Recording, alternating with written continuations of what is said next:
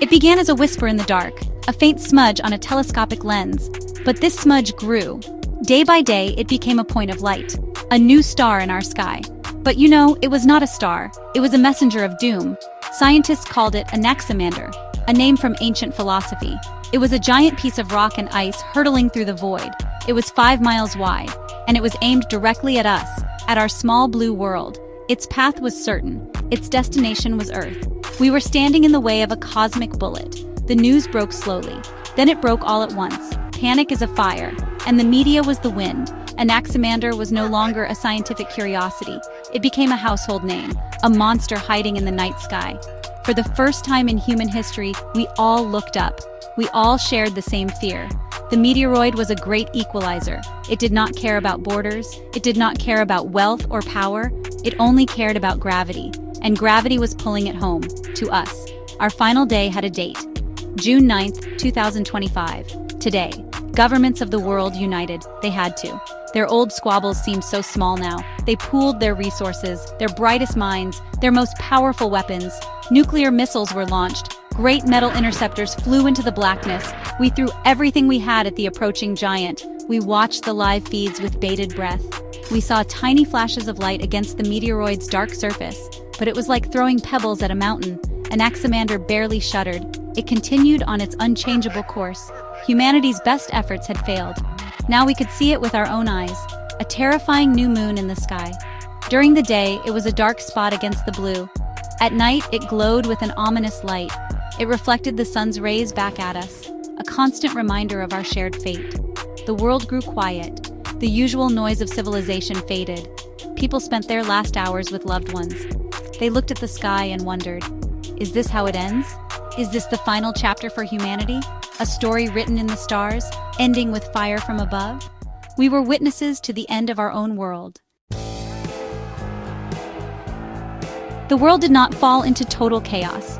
Not at first. There was a strange sense of calm, as if we had accepted our fate. Scientists became our prophets. They spoke in quiet, measured tones on every channel. They explained the physics of the impact, the megatons of energy, the dust that would block out the sun. They talked about an extinction-level event, the end of life as we knew it. Their honesty was terrifying, but it was also grounding. We were all part of this final cosmic event. We were all in this together. Leaders delivered their final addresses. No more politics, no more promises, just words of comfort. They spoke of human courage, of our art, our music, our endless curiosity. They reminded us of what we had achieved in our short time on this planet. They urged us to face the end with dignity, to hold on to our humanity until the very last moment. People gathered in parks, in churches, and city squares.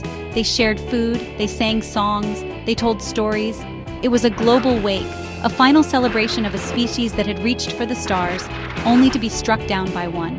But beneath the calm, a different kind of project was underway. It was hidden from the public eye, a desperate, last-ditch effort. A plan so wild it sounded like science fiction. It was called Project Kronos. A small team of brilliant physicists and daring pilots were brought together. They had been working on a secret, a machine that could bend space-time, a vessel that could travel through the fourth dimension. Time travel was no longer a fantasy. It was humanity's last improbable hope. Their mission was not to fight the meteoroid. It was to erase it from our timeline. The minutes ticked away. The air grew heavy. The sky began to darken as Anaximander's shadow fell upon the Earth. The team prepared for their journey. 4 individuals would carry the weight of the world on their shoulders. Dr. Eris Thorne, the brilliant but haunted architect of the machine. Major Ava Rostova, the stoic pilot who could fly anything. Dr. Lena Hansen, the historian who would be their guide. And Ben Carter, the engineer who could fix the impossible. They said their goodbyes, not just to their families, but to their entire world. Their time was now. The Kronos capsule was a sphere of polished chrome. Inside, the 4 travelers were strapped into their seats. The world outside their viewport shook violently. The first fragments of the meteoroid were entering the atmosphere. Fiery streaks lit up the sky. Dr. Thorne initiated the sequence.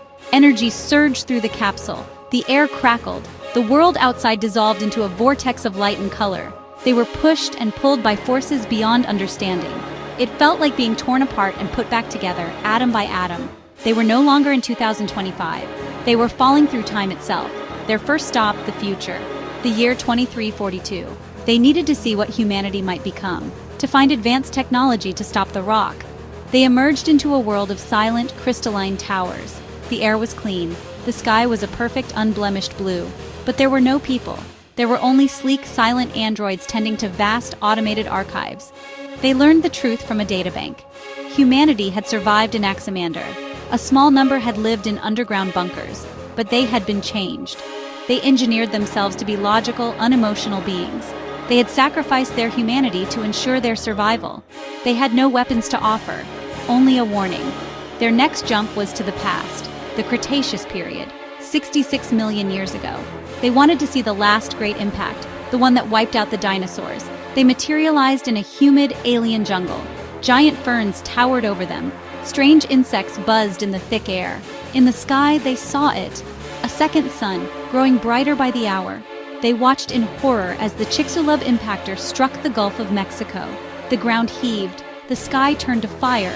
They saw the very event they were trying to prevent. It was a lesson in cosmic power, a humbling and terrifying display of nature's indifference. They made other jumps, to ancient Egypt, to see the pyramids being built. They hoped to learn about massive-scale engineering. They visited Leonardo da Vinci's workshop, seeking a spark of genius. They traveled to the Cold War, studying how humanity handled the brink of self-destruction. Each journey gave them a piece of the puzzle. They learned about leverage from the Egyptians. They learned about aerodynamics from Da Vinci. They learned about game theory from the Cold War. But they still had no single solution. Time was running out, not just in their present, but for their mission itself. The machine was becoming unstable.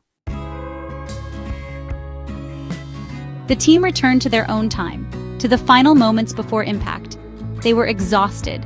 They were strained.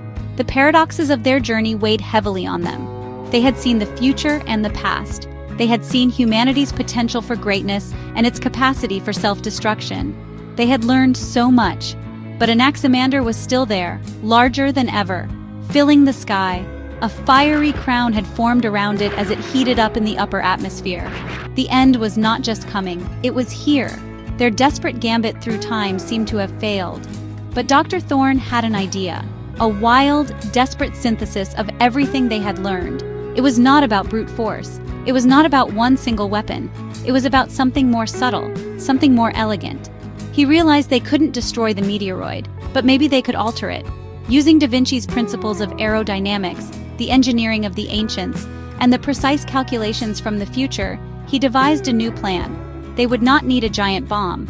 They would need 1,000 tiny nudges, a carefully choreographed cosmic ballet. Their plan was to use the Kronos capsule itself. They would make a series of micro-jumps, not through years, but through mere seconds. They would appear at multiple points along the meteoroid's surface, almost simultaneously. At each point, they would deploy small, high-density kinetic impactors, not to shatter the rock, but to vent gases from its icy core. Like tiny rocket engines, these vents would push the meteoroid. They would slightly, almost imperceptibly, alter its trajectory. It was a plan of immense complexity. One tiny error, one miscalculation, and their capsule would be destroyed. With Major Rostova at the controls, they began their final dance. The capsule jumped, a flash of light. A small impactor deployed. Jump, flash, deploy, again and again. From the ground, it looked like a string of fireflies dancing on the face of a demon. The world held its breath. Anaximander was now so close. It filled the entire sky. Its immense gravity was starting to tear at the planet. Then, slowly, miraculously, it began to shift. The fiery edge of the meteoroid moved. It was no longer on a collision course. It would pass us. A razor-thin margin, but it would pass. Humanity had been saved not by might, but by ingenuity. The world would survive to see another dawn.